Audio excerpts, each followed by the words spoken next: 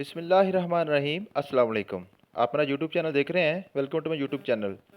Educators और headmaster की jobs 2022 के हवाले से जो टेस्ट प्रिपरेशन है हमने स्टार्ट की हुई है। पीपीएससी से आई जॉब्स या एनटीएस से आएँ, किसी से भी आएंगी, पेपर तो आपको होना ही होना है। उस पेपर की टेस्ट जो प्रिपरेशन है, जो तैयारी है पेपर की, टेस्ट प्रिपरेशन, उसके हवाले से हमने सिलसिला स्टार्ट किया हुआ है। आज हमारा 5वां लेक्चर है, 5वें लेक्चर का पार्ट 1। तो सबसे पहले मैं स्टार्ट करूँगा इंग्लिश से। इंग्लिश की प्रेपोजिशन मैंने आपको कल करवाई थी इन और एट की टाइम के हवाले से। मैंने आपको बताया था कि जो भी आपको इन्फॉर्मेशन क्लॉक से हासिल होती है उस वहाँ पे आपने क्या लगाना है, और जो इन्फॉर्मेशन आपको कैलेंडर से हासिल होती है वहाँ पे आपने क्या लगाना है। अगर आपने वीडियो नहीं देखी तो उसको देख लें, जब तक आप उसको देखेंगे नहीं तब तक आपको क्लियर नहीं होगा, ठीक है। आज मैंने प्रेपोजिशन इन और एट की आपके साथ डिस्कस करनी है पोजिशन के हवाले से, प्लेस के हवाले से, ठीक हो गया जी। जो पोजीशन होती है किसी भी चीज़ की कोई भी इंसान है, जगह है, चीज़ है, जो भी है, उसकी जो करंट पोजीशन होती है, किस जगह पे वो खड़ा है, किस जगह पे वो पाई जाती है, या किस जगह पे कुछ चीज़ पड़ी हुई है, उसकी पोजीशन के एतबार से हमने इन और एट की जो प्रेपोजिशन है वो कैसे लगानी है। जो जो प्लेसेस है हमारी वो 3 तरह की हैं। एक है जी डिपेंडेंट, एक है ओपन प्लेस, और एक है क्लोज स्पेस, ठीक है। मैं आपको थोड़ा जूम करके बता देता हूँ। डिपेंडेंट प्लेस कौन सी होती है? डिपेंडेंट प्लेस वो होती है जो किसी चीज़ के अंदर पाई जाती है, किसी प्लेस के अंदर पाई जाती है। क्या मतलब है? स्कूल है ना, तो क्लासरूम स्कूल के अंदर होता है, ठीक है, कि स्कूल क्लासरूम के अंदर होता है। यहाँ पे स्कूल जो है वो बिल्डिंग है, और जो क्लासरूम उसकी डिपेंडेंट है, वो क्लासरूम जो है वो स्कूल पे डिपेंड कर रही है। इसी तरह रूम है, रूम घर के अंदर होता है। किचन है, वो घर के अंदर होता है, ठीक है। जो किचन है वो घर के साथ है। अगर घर है तो किचन है, अगर घर नहीं है तो किचन भी नहीं है, ठीक है। तो किचन डिपेंड किस पे कर रहा है? घर पे। अगर घर बनेगा तो फिर किचन बनेगा। ऐसा तो नहीं हो सकता ना कि घर आप बनाए ना सिर्फ किचन बना के बैठ जाए, ठीक हो गया जी। उसके बाद ओपन प्लेस। ओपन प्लेस होती है जिसके ऊपर छत नहीं होती, जिसके ऊपर छत नहीं होती, जो कवर्ड नहीं होती। और क्लोज प्लेस, क्लोज प्लेस वो होती है जो आपकी जो कवर्ड प्लेस होती है, इसके ऊपर छत होती है, वो बंद होती है, ठीक है जी। ये 3 प्लेसेस आपने याद रखनी है। अब जो आपकी डिपेंडेंट और ओपन प्लेसेस है ना, जो जो प्लेस किसी दूसरी प्लेस पे डिपेंड कर रही है, उसके साथ आप लगाएंगे एट। और जो क्लोज स्पेस प्लेस है, जो बंद है, जिसके ऊपर छत है, उसके आप ऊपर लगाएंगे, इसके साथ क्या आएंगे? लगाएंगे इन। आपको मैं एग्जांपल से समझा देता हूँ। I am dash canteen dash the school. अब यहाँ पे मुझे बताएं, जो कैंटीन है ये डिपेंडेंट प्लेस है कि इंडिपेंडेंट प्लेस है? कैंटीन डिपेंडेंट है। डिपेंडेंट किसे कहते हैं? जो किसी पे इन्हिसार कर रही होती है। अगर स्कूल है तो कैंटीन है, स्कूल नहीं है तो कैंटीन भी नहीं है। तो कैंटीन का ताल्लुक किसके साथ है? स्कूल के साथ। ये स्कूल पे डिपेंड कर रही है। तो फिर आप यहाँ पे क्या लगाएंगे? At. I am at canteen. School यहाँ पे क्या है? इंडिपेंडेंट है। इस जुमले में 2 प्लेसेस इकट्ठी यूज हो रही हैं, एक डिपेंडेंट है और एक इंडिपेंडेंट है। स्कूल जरूरी नहीं है, कैंटीन ना हो तो फिर भी स्कूल चल जाता है, ठीक है। स्कूल कैंटीन का डिपेंडेंट नहीं है, लेकिन कैंटीन स्कूल की डिपेंडेंट है। अगर स्कूल ना हो, इतवार को छुट्टी हो, कैंटीन वाला जाके बैठा रहे, उसकी कैंटीन चलेगी? नहीं चलेगी। कैंटीन किसी दिन बंद भी हो फिर भी स्कूल चल जाता है, ठीक है। तो स्कूल यहाँ पे इंडिपेंडेंट है और कैंटीन यहाँ पे डिपेंडेंट है। तो डिपेंडेंट के साथ हम लगाएंगे एट, और इंडिपेंडेंट के साथ लगाएंगे in. I am at canteen in the school. Next, they, यहाँ पे दे आना था, ठीक है जी। THE दा नहीं लिखा हुआ, यहाँ पे दे आना था। They live dash labour hall dash the Lahore. अब देखें ये कहाँ पे है? ये डिपेंडेंट प्लेस कौन सी है? Labour hall. किस कहाँ पे है? लाहौर के अंदर है। आप लेबर हॉल जाने के लिए आपको लाहौर जाना ज़रूरी है, ठीक है जी। तो यहाँ पे इंडिपेंडेंट लाहौर है, डिपेंडेंट क्या है जी? Labour hall. लेबर हॉल कौन कहाँ पे है? वापडा का लेबर हॉल वो लाहौर में है। आप किसी और शहर पे चले जाएंगे, आप लेबर हॉल नहीं पहुँच सकते, ठीक है। तो लेबर हॉल जाने के लिए आपको लाहौर जाना ज़रूरी है। तो यहाँ पे आप किस पे डिपेंड कर रहे हैं? लाहौर पे। अगर लेबर हॉल जाना है तो लाहौर आपको जाना पड़ेगा। They live at labour hall in the Lahore, ठीक हो गया जी। Next, I am waiting for you dash main gate. अब यहाँ पे मुझे बताएं, यहाँ पे सिर्फ एक ही प्लेस यूज हुई है, ऊपर तो 2 प्लेसेस यूज हो रही थी ना। जब दो प्लेसेस यूज़ होती हैं तो फिर आपने डिपेंडेंट और इंडिपेंडेंट का हिसाब लगाना है। जहाँ पे सिर्फ एक ही प्लेस यूज़ होगी फिर आपने सिर्फ देखना है ये ओपन प्लेस है कि क्लोज्ड है। मेन गेट पे जब किसी को कोई इंतज़ार कर रहा होता है जी, मेन गेट वो कवर्ड होता है कि ओपन होता है? मेरे ख्याल में ओपन ही होता है। यहाँ पे एट लगा देंगे, ठीक हो गया जी। ही इज़ डैश, यहाँ पे इन इन इन लगना था तो इन मैंने वैसे ही लगा दिया, ये भी मिस प्रिंटिंग हो गया, ठीक है जी। He is in the classroom, ठीक हो गया जी। आप देखें एक क्लासरूम क्या है, स्कूल के अंदर होती है ना। अब यहाँ पे अगर दो प्लेसेस आती ना, क्लासरूम भी आता और स्कूल भी आ जाता, तो फिर यहाँ पे क्लासरूम डिपेंडेंट आ जाती थी और स्कूल इंडिपेंडेंट हो जाना था, तो फिर हमने क्लासरूम के साथ एट लगाना था। अब यहाँ पे जो कि सिर्फ अकेला क्लासरूम, हाँ यहाँ पे सिर्फ एक ही प्लेस यूज़ हुई है, सिर्फ क्लासरूम। तो क्लासरूम आपको पता है ये ओपन नहीं होती, ये क्लोज होता है। क्लासरूम कौन सा होता है? रूम। रूम का मतलब भी कमरा है। कमरा किसे हम कहते हैं? कवर्ड को, जिसके ऊपर छत होती है। तो ही इज़ इन क्लासरूम, ठीक हो गया जी। Next, she is classroom in the school, ये आपकी असाइनमेंट है, ठीक है जी। आपने देखना है कि यहाँ पे एट लगेगा कि इन लगेगा। नेक्स्ट जी, नेक्स्ट एजुकेशन। अच्छा जी, एजुकेशन को जो है मैं आपके साथ शेयर करने से पहले जो हमारी पिछले लेक्चर के विनर हैं वो आपके साथ मैं शेयर करना चाहता हूँ। सबसे पहले है जी, ये जो मैंने आपको बताया था, lecture is uploaded daily dash 7:30 PM, यहाँ पे भी इन ने और ऐड किया प्रोपोजिशन थी। इसमें जो हमारे विनर हैं जिन्होंने ऐड किया, अनम शहजादी हैं from Faisalabad. Anam, you did very well, I appreciate your work, आपने बहुत अच्छा काम किया, ठीक है जी। नेक्स्ट है जी, सर सैयद अहमद ख़ान साहब की हमने आपसे पूछी थी पैदाइश और वफ़ात, तो ये ऐड किया जी नूरीन नासिर साहब हैं गुजरांवाला से, ठीक है जी। नूरीन साहबा जो हैं उन्होंने ये ऐड किया। नूरीन, आपने बहुत अच्छा काम किया, I appreciate you, you did very well. Next है जी, नेक्स्ट क्या था? नेक्स्ट है जी, Maulana Mohammad Ali Mungeri was the first administrator of Darul Uloom Nadwatul Ulama. अब यहाँ पे ये जो क्वेश्चन है ना, ये तकरीबन 90% लोगों ने गलत भेजा है। मैंने फर्स्ट एडमिनिस्ट्रेटर पूछा था, आप मुझे प्रिंसिपल हफीजुल्लाह हफीजुल्लाह हफीजुल्लाह भेज रहे थे। हफीजुल्लाह प्रिंसिपल थे, मैंने एडमिनिस्ट्रेटर पूछा था। यही गलती हम पेपर्स में भी जा करते हैं कि क्वेश्चन को मुकम्मल तौर पे पढ़ते नहीं है, फटाफट उसका हम आंसर दे देते हैं। तो ये आंसर ऐड किया जी miss doctor Rifat from Gujranwala. तो ये डॉक्टर रिफत साहब हैं गुजरांवाला से, ये मेरी पुरानी स्टूडेंट है, बड़े देर से मेरे साथ अटैच हैं और ये पीएचडी एजुकेशन कर रही हैं, ठीक है जी। पीएचडी एजुकेशन की कंप्लीट तकरीबन हो गई है, ठीक है, इसलिए मैंने के साथ डॉक्टर लिख दिया, ठीक है। डॉक्टर रिफत साहबा, और ये ऑलरेडी गवर्नमेंट जॉब कर रही हैं, गवर्नमेंट स्कूल टीचर हैं ये ऑलरेडी। अब ये अपने नेक्स्ट ग्रेड्स के लिए मेरे साथ अटैच हैं, ठीक है जी। डॉक्टर साहबा thank you so much, you did very well, आपने बड़ा अच्छा पॉइंट मेरे साथ है ये आपने ऐड किया, ठीक हो गया जी। नेक्स्ट है, नेक्स्ट क्या था? नेक्स्ट था जी, नेक्स्ट ये है टोटल लेंथ ऑफ एटमॉस्फेयर। ये मिस प्रिंट थी कल की, ठीक है जी, ये प्रिंटिंग की गलती थी। ये 10,000 किलोमीटर था, मैंने आपको 1000 किलोमीटर कहा था। ये असल इसकी जो लेंथ होती है वो क्या होती जी, 10,000 किलोमीटर है। ये thanks to Taiba Rani.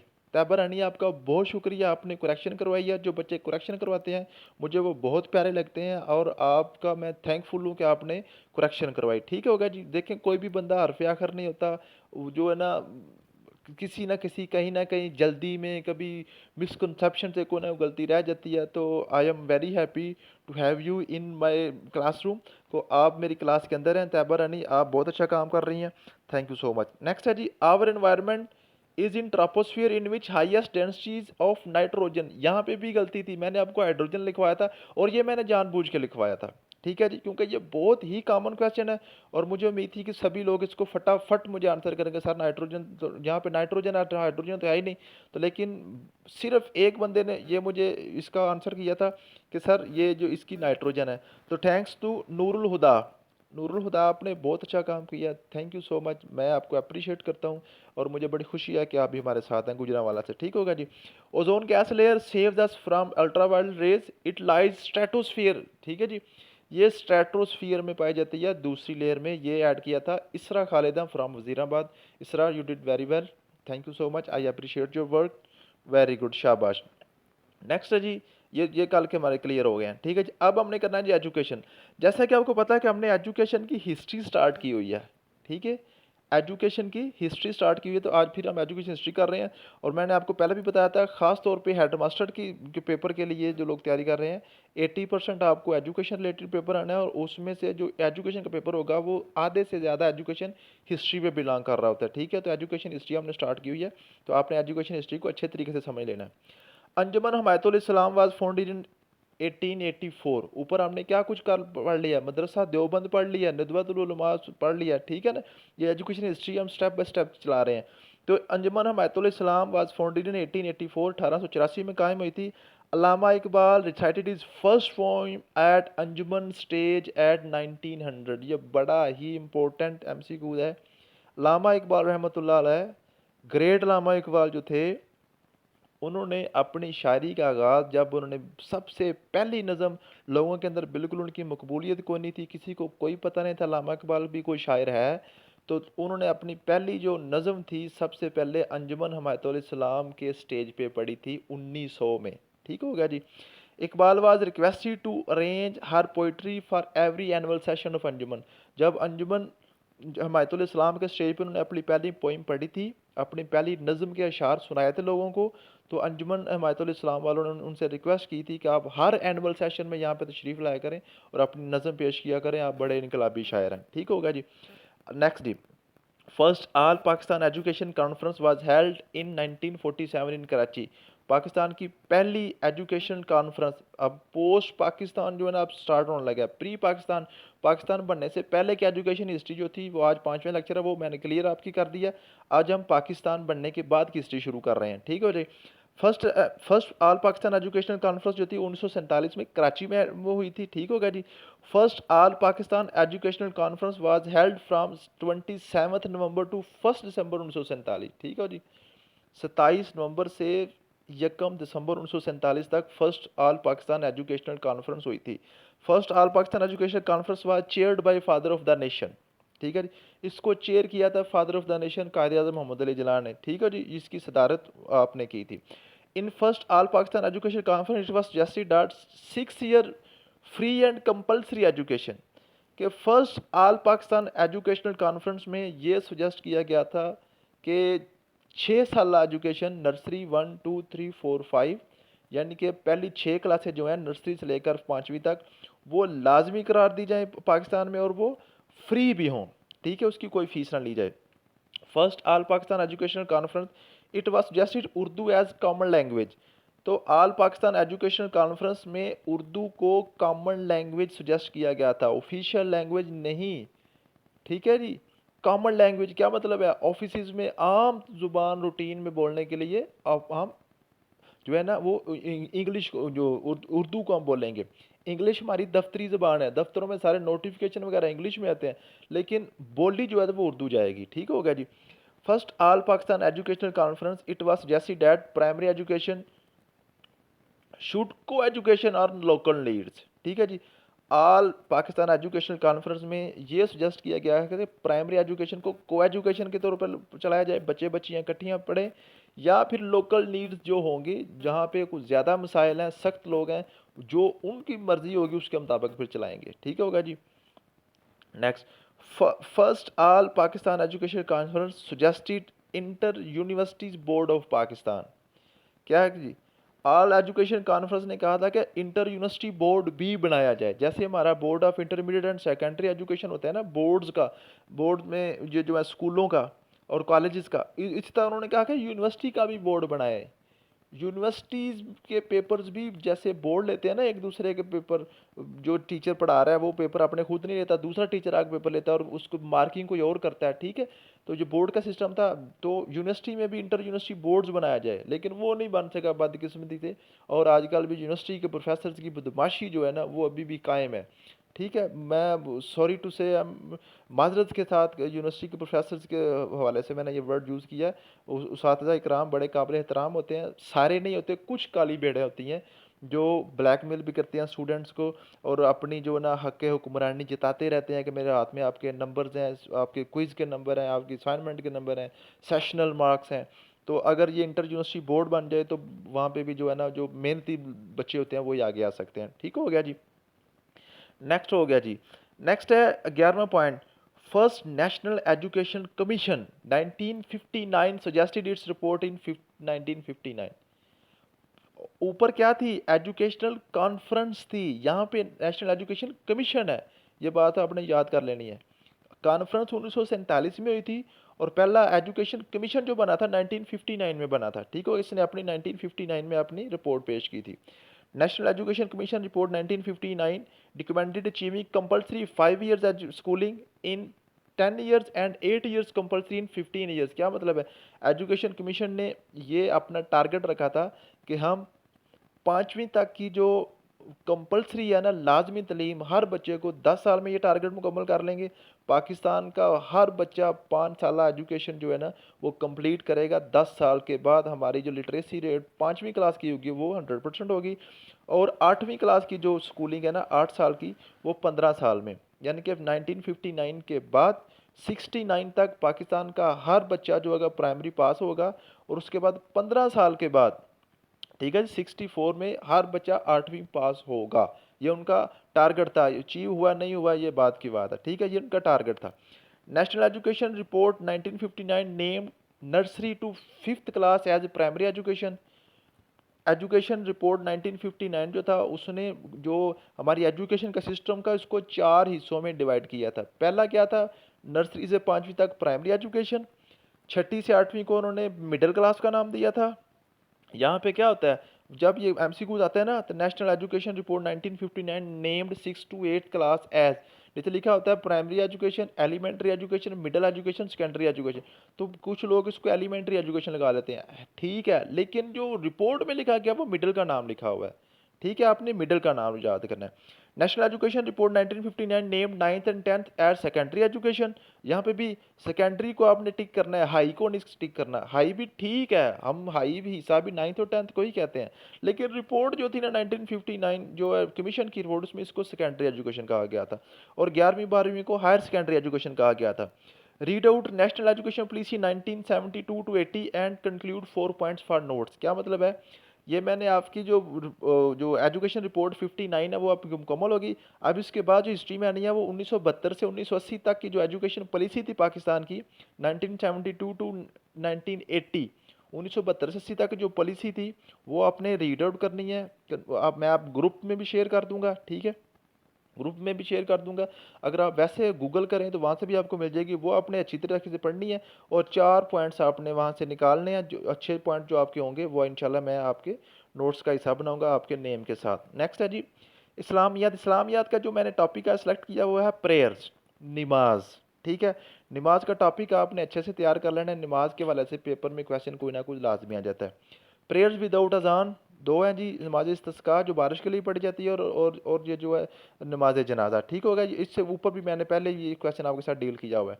Before Miraj हो मैंने प्रेयर्स बार, मिराज की रात से पहले कितनी नमाजें थी, सिर्फ 2 थी जो पढ़ते थे। कौन कौन सी, एक जब सूरज तुलू होता था उससे पहले, और सूरज मगरब की और फजर की। ठीक हो गया जी। गिफ्ट ऑफ मिराज शरीफ, मिराज शरीफ का गिफ्ट क्या था, 5 जो फर्जी नमाजें हैं 5, ये मिराज शरीफ का गिफ्ट अल्लाह ताला की तरफ से। मीनिंग ऑफ प्रेयर, नमाज का मतलब क्या है, नमाज का मतलब है रिक्वेस्ट टू अल्लाह, अल्लाह से मांगना, अल्लाह से दरख्वास्त करना, अल्लाह से दुआ करना, अल्लाह से इल्तिजा करना। How many times namaz is discussed in Quran, Quran शरीफ में नमाज का तज़करा कितनी दफ़ा आया है, ये आपकी असाइनमेंट है, ये आपने मुकम्मल करनी है। अब आपको पता है कि मैं साइंस को टॉपिक पार्ट 1 में शामिल किया करता हूँ, लेकिन एक स्टूडेंट जो थी, स्टूडेंट की डिमांड थी कि सर मुझे उर्दू का ये जो टॉपिक है ये आप मुझे करवाएं। तो मैंने उनसे वादा किया था कि मैं नेक्स्ट नेक्स्ट लेक्चर में आपकी ये जो डिमांड होगी आपकी विश मैं पूरी करूंगा इंशाल्लाह। तो उन्होंने मुझे पूछा था कि मुहावरा, रोज़मर्रा, कहावत और ज़रबुल मिसल, इसमें क्या फ़र्क होता है। बेटा ये पेपर में अक्सर पूछे जाते हैं, मुहावरा, रोज़मर्रा, कहावत, ज़रबुल मिसल, बल्कि 100% पूछे जाने ही जाने हैं। ये किसी भी एंगल से पूछ लेता है, इनके बगैर पेपर कोई आज तक मैंने पेपर नहीं देखा। ठीक है, मुहावरा पूछ लें, इनका मानी पूछ लें, रोज़मर्रा, कहावत, ज़रबुल मिसल ये ज़रूर पूछते हैं। ठीक हो गया जी। तो मुहावरा क्या होता है, मुहावरा एक फेल है जो कि इसम के साथ हकीकी मानों की बजाय मजाजी मानों में इस्तेमाल होता है। क्या मतलब है, मुहावरा एक फेल है, फेल कहते हैं काम को। ये बड़े बारीक बारीक कंसेप्ट हैं, ये आपने अच्छे तरीके से समझने हैं आज उर्दू के। अगर एक दफ़ा समझ आ गए तो सारी ज़िंदगी नहीं भूलोगे। अगर आज समझ ना आई तो उर्दू के ये वाले कंसेप्ट समझ नहीं आमतौर पे आते होते। और एम ए उर्दू, एम फिर उर्दू लोग होते हैं और ये वाले कंसेप्ट उनके वीक होते हैं। ठीक है, ये आपने अच्छे तरीके से समझ लेने हैं। मुहावरा एक फेल है, एक काम है, एक काम है। ठीक हो गया जी। किसी ये वर्ब इंग्लिश में कहते हैं ना, ये मुहावरा एक वर्ब है जो हकीकी मानों की बजाय मजाजी मानों में इस्तेमाल होता है। इसका असल मतलब अगर आप उसका अल्फाज में नहीं से देखें तो और होता है, लेकिन वो यूज़ किसी और जगह मकसद के लिए हो रहा होता है। क्या मतलब है? मिसाल के तौर पर आब आब होना। अब देखिए, आब आब होना मुहावरा कल आपने याद किया, इसका मतलब तो शर्मिंदा होना है, लेकिन आपका मतलब होता है पानी। आब आब होना इसका अल्फाज मानी में जाए तो ये क्या होता है? पानी पानी होना। लेकिन हम इसको कहाँ पे यूज़ करते हैं? शर्मिंदा होने के। 3-5 करना, 9-2-11 होना। और एक और बात है, मुहावरा जो होता है ना, इसको आप तोड़ मोड़ नहीं सकते। 3-5 को आप 4-5 नहीं कर सकते, 4-5 करना। 9-2-11 होना को आपको 10-11 नहीं कह सकते। ठीक है, 9-2-11 होना ये क्या है? 9 किसे कहते हैं? 9 को। 2 कहते हैं 2 को, 11 कहते हैं 11 को। लेकिन यहाँ पे 9-2-11 होना किसको कहते हैं? भाग जाने को या गायब हो जाने को, इस मकसद में यूज़ हो रहा है। तो मुहावरा एक फेल है, काम है। ठीक है, एक वर्ब है। उसके बाद आता है रोज़मर्रा। रोज़मर्रा दो या दो से ज़्यादा अल्फाज का मरकब होता है। इसमें बोलचाल के अल्फाज हकीकी मानों में इस्तेमाल होते हैं। ठीक है, अब ये मुहावरा जो ना, मुहावरा रोज़मर्रा में फ़र्क क्या है? मुहावरा में जो अल्फाज होते हैं वो मजाजी मानों में इस्तेमाल हो रहे होते हैं। आप कह कुछ रहे हो रहे होते हैं, समझा कुछ रहे होते हैं। फॉर एग्जाम्पल, ये उलट भी हो सकते हैं। एक बंदा है ना जिसका रंग सांवला सा हो, काला सा, उसको भट्ट साहब कह देते हैं, उसको चन्न कह देते हैं, तंज करने के लिए भी ना। या फॉर एग्जांपल, किसी की तारीफ करनी हो, ठीक है ना, किसी कोई किसी की, किसी का कोई फ्रेंड है, किसी की वाइफ है, ठीक, गर्लफ्रेंड है, तो उसको बड़ी खूबसूरत है ना, उसको कोजी बोल देते हैं। ठीक है, तो उसको प्यार से भी कोजी कोजी, कोजी का मतलब क्या है? कोजी का मतलब तो बदसूरत है, लेकिन उसको जब वो कोजी बोल रहे हैं वो खुश हो रही है। उसका मतलब है वो उसकी तारीफ कर रहे हैं, वो मुझे कह रहा है कि आप बड़ी खूबसूरत हो। ठीक है, तो ये चीज़ें होती हैं कि मुहावरा जो होता है ना वो मजाजी मानों में इस्तेमाल होता है, लेकिन रोज़मर्रा जो होता है वो हकीकी मानों में इस्तेमाल होता है। जो लफ्ज़ इस्तेमाल हो रहा होता है उसका मानी वही होता है जो वहाँ पे इस्तेमाल हो रहा है। मिसाल के तौर पर, चुगली खाना ऐब है। यहाँ पे चुगली चुगली के लिए ही इस्तेमाल हो रही है। ऐब ऐब के लिए ही इस्तेमाल हो रहा है। ऐब यहाँ पे गुनाह है, जुर्म है ना, तो जुर्म के लिए इस्तेमाल हो रहा है। ऊपर आप का मतलब पानी था, लेकिन यहाँ पे पानी के लिए इस्तेमाल नहीं आब हो रहा, किसी और मकसद के लिए हो रहा है। लेकिन यहाँ पे रोज़मर्रा में जो लफ्ज़ यूज़ हो रहा है वो उसी मतलब के लिए यूज़ हो रहा है जो उसका मतलब है। वो मेरी छाती पे मूंग दलता है। अब देखें, चुगली खाना एक ऐब है, ये एक पूरा फिक्रा है। वो मेरी छाती पे मूंग दलता है, ये पूरा एक फिक्रा है। ये सिर्फ वर्ब नहीं है, इसमें इसमें सारा कुछ है। ठीक है जी। नाई हजामत बनाने आया, ये क्या है? इसमें ये पूरा एक फिक्रा है। नाई का मतलब यहाँ बार्बर है ना, ये नाई उसी मकसद के लिए यूज़ हो रहा है। हजामत आपकी शेव करनी है, उसने आपकी कटिंग करनी है, हजामत उसी में यूज़ हो रही है। ठीक है जी। तो रोज़मर्रा और मुहावरा में फ़र्क क्या है? मुहावरा मजाजी माने होते हैं, रोज़मर्रा आपके हकीकी माने होते हैं। ज़रबुल मिसल किसी इबारत में मिसाल के तौर पर पेश किया जाने वाला जुमला होता है।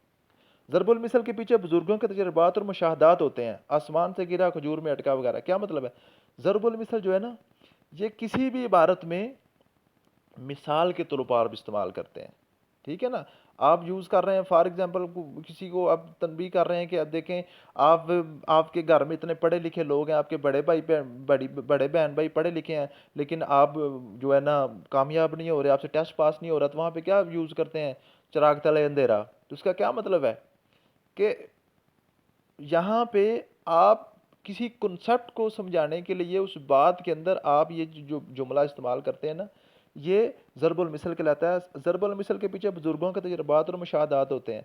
ये जो ज़रबुल मिसल बनती है ना, ये एक हकीकत होती है, और इसमें जो पुराने लोग हैं इसके तजर्बात और मुशाहदात की रोशनी में जाके ये सेंटेंस क्रिएट होते हैं, सालों हज़ारों सालों से चल रहे होते हैं, और ये हकीकी होते हैं। ठीक होगा जी। आसमान से गिरा, खजूर में अटका, ज़रबुल मिसल है। क्या मतलब है? एक मुसीबत से निकल कर दूसरी मुसीबत में जाना। थोथा चना बाजे गना, ताली एक हाथ से नहीं बजती। तो ये देखें ना, ये पूरा एक एक्सपीरियंस है पीछे, पूरा एक तजर्बात मुशाहदात हैं कि दोनों का कसूर होता है, किसी एक तरफ से जो है ना लड़ाई नहीं होती। ठीक हो गया। कहावत और ज़रबुल मिसल मिलती जुलती चीज़ें हैं। कहावत एक से ज़्यादा जुमले पर मुश्तमिल हो सकती है, मगर ज़रबुल मिसल किसी इबारत में मिसाल के तौर पर पेश किए जाने वाला जुमला है। क्या मतलब है? कहावत भी बुज़ुर्गों का ही जो ज़िंदगी का निचोड़ है, वो भी कहावत भी वही चीज़ है, ज़रबुल मिसल भी वही चीज़ है, लेकिन थोड़ा सा स्लाइड सा फ़र्क है। ज़रबुल मिसल एक छोटा जुमला है जो इबारत के अंदर यूज़ हो रहा है, कहावत एक बड़ी कहानी भी हो सकती है, एक बड़ा सा लेसन भी आप सुना सकते हैं। ठीक हो गया जी। उम्मीद है कि आपको इनकी समझ आ गई होगी। उसके बाद जी शादी मर्ग, ये मैं आपके एक ये आपका क्वेश्चन लिख रहा हूँ। शादी मर्ग क्या है? शादी मर्ग आपने बताना है, एक मुहावरा है, रोज़मर्रा है, कहावत है कि ज़रबुल मिसल है। ठीक है, शादी मर्ग, आपने, ये आपकी असाइनमेंट है, आपने मुझे बताना है कि ऊपर वाले चारों में से ये क्या है, मुहावरा है कि रोज़मर्रा है, कहावत है कि ज़रबुल मिसल है। ये था आज का lecture. Thank you so much. Allah हाफिज़।